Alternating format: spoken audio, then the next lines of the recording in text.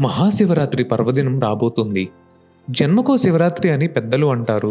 అంటే జన్మలో ఒక్క శివరాత్రికైనా ఉపవాస జాగారాలు చేస్తే ఆ పరమేశ్వరుని చెంత మనకు కొంచెం చోటు దొరుకుతుంది. బ్రహ్మ విష్ణువులు సైతం ప్రార్థించే మహాశివుడు భక్తలోలుడు, భోళాశంకరుడు. భక్తితో అభిషేకం చేసిన, ఆర్తితో శివయ్య అని పిలిచిన కరుణించే మహామూర్తి శివుడు. ఈ శివరాత్రి సందర్భంగా శివునికి పూజలు చేసే ముందు శివుని గురించి కొన్ని విషయాలు తెలుసుకుందామా?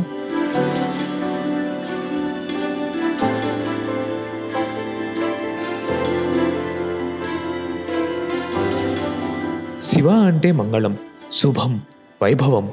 అంటే అన్ని రకాల మంగళకరమైనవి శివ అనే శబ్దం వలన వస్తాయి. ఏదైనా జరగకూడనిది జరిగినా, వినకూడనివి విన్నా, చివరకు ఒక చెడు మాట మన వద్ద ఎవరైనా పలికినా సరే శివ శివ అంటూ ఉంటాం కదా. అంటే శివ అనే శబ్దమే అమంగళాన్ని సైతం పోగొట్టగలదు. అందుకే ఎల్లప్పుడూ శివనామ స్మరణ చేస్తూ ఉండాలి.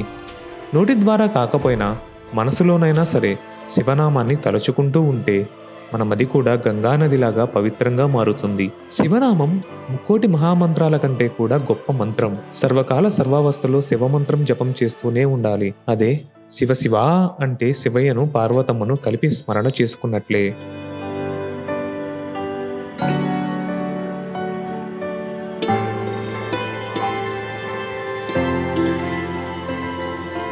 జ్ఞానాన్ని, విచక్షణను ఇచ్చేది శివుడే. మనలో ఉండే ఆత్మను, ఆ ఆత్మకు జీవం పోసే పరమాత్మను తెలుసుకోవడమే జ్ఞానం. ఈ ఆత్మ, ఆ పరమాత్మ వేరు కాదని అర్థం చేసుకోగలగడమే విచక్షణ. అంటే ఆయన గురించి తెలుసుకోవాలంటే ఆయనే మనకు తెలియజేయాలి. అటువంటి శివుడు భక్తులను ఉద్ధరించడానికి పరమేశ్వర రూపంలో అవతరించాడు. పరమేశ్వరుడు ఒంటి నిండా విభూతితో, నుదిటిన 3 అడ్డనామాలతో, మెడలో విష్ణాగులనే ఆభరణాలుగా, చేతిలో కపాల త్రిశూల డమరుకాలతో ఉంటాడు. ఒకసారి అభయహస్తంతోనూ, మరొకసారి జ్ఞానముద్రలోనూ కనిపిస్తూ ఉంటాడు. ఒకచోట కర చరణాలతో ఉంటే మరొక చోట అర్ధనారీశ్వరుడుగా, ఇంకొక చోట నటరాజుగా, వేరొక చోట దక్షిణామూర్తిగా కనిపిస్తాడు.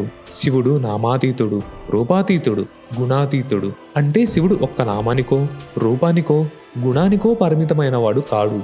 ఈ సృష్టిలోని ప్రతి రూపం ఆయన ఒంటిపై ఉన్న భస్మం నుంచి జనించినదే. ప్రతి అక్షరం ఆయన ఢమరుక శబ్దంలో నుంచి పుట్టిందే. ప్రతి గుణం శివతత్వమే. ఆయుష్ కావాలన్నా, ఐశ్వర్యం పొందాలన్నా, మనశ్శాంతి దొరకాలన్నా, మోక్షం కలగాలన్నా శివుణ్ణి పూజించాలి. పంచభూతాలలోనూ నిండిన శివుడిని ఒక రూపంలో పూజించడం కష్టమే. అందుకే భక్తులకు తనను పూజించుకునే అవకాశం ఇచ్చేందుకే శివుడు లింగ రూపంలో ఉద్భవించాడు. ఆది అంతం, ముందు వెనుక, కుడి ఎడమ అంటూ ఏదీ లేనిది శివలింగం.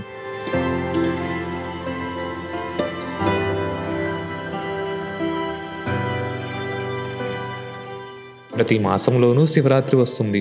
కృష్ణపక్ష చతుర్దశిని మాస శివరాత్రి అంటారు. మాఘమాస కృష్ణపక్ష అమావాస్య ముందు రోజు వచ్చే చతుర్దశి రోజును మహాశివరాత్రి అంటారు.